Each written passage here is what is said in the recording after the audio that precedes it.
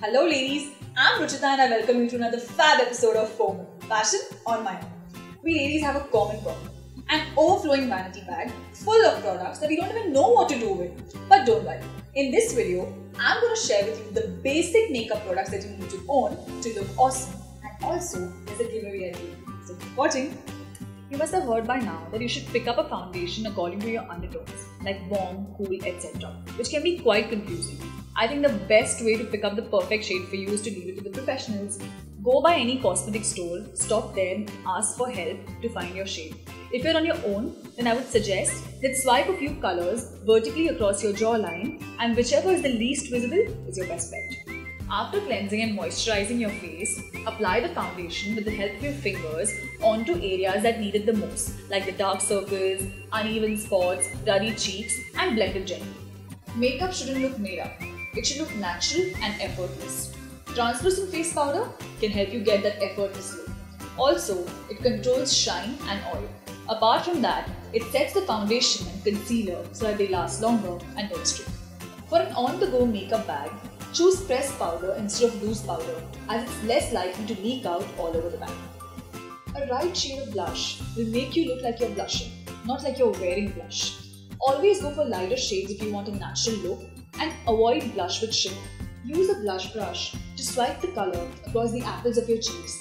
If you can see where the blush begins or ends, that means you've either applied too much color or the color is too dark. Concealer is the only way to get rid of dark circles. And though they may be a temporary fix, with the right technique, you can hide them completely. Concealers also come in variety of shades. The general guideline is to pick 1/2 to 1 shade lighter than your skin. Apply a non-greasy eye cream first and then gently dab the concealer onto the dark areas using the ring finger. Allow it a minute to get absorbed and then blend the edges into skin. It's very important to use light pressure while doing so, because if you put too much pressure, then you might just rub off the product. Eyes are sensitive, and especially the rim and the inner lash line. Use a soft pencil so that it glides on without any pressure and tugging, and make sure that it is labelled as ophthalmologist tested. When you apply the liner on the upper lash line, press the finger gently against the brow bone to pull the lid up slightly. This will make the skin taut and help you get closer to the lashes. Mascara thickens when exposed to air over a period of time, leading to clumps. If your mascara is gooey, then toss it, or try a different brand. Curl your lashes first and then gently press the mascara wand against the lashes, steering clear off lid. As you move towards the lash tips, make sure that you wiggle the wand back and forth in zigzag motion so that you hit every lash.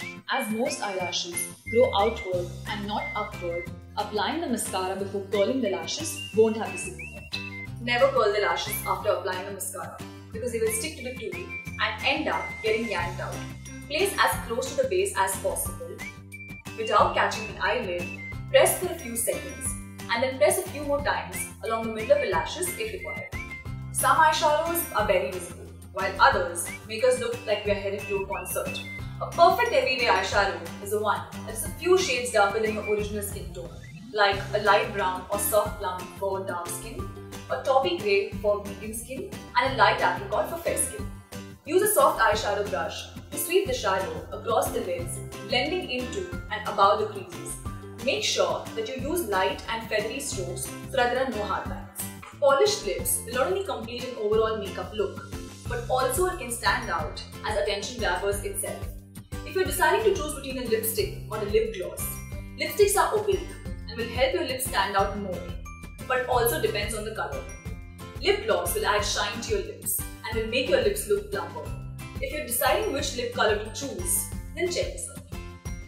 Your lipstick color should match your skin tone and not the bright blue shirt you're wearing. To accentuate thin lips, use a neutral colored lip liner and apply it just a little outside your natural lip line and then fill it in with a lipstick. Now last but not the least is the kajal, and especially for Indian skin, there's nothing more attractive than this. And black is a color that suits almost everybody. Sharpen the tips of the pencil from time to time, because a blunt tip will give you thicker lines. Some of the kajals may contain preservatives, so make sure you get rid of the kajal, the eye makeup remover, before you go to bed. So girls, now you know the makeup essentials you need to stock up in your makeup bag. Speaking about makeup bags, we found this really cute one from Out of the Box. And yes, it comes in 6 colors. So if you want to win this, comment and let us know why you want to win this. Share this video with your girlies and subscribe to FOMO, Fashion on My Own. And yes, you get to pick a color of your choice and we'll send it to you.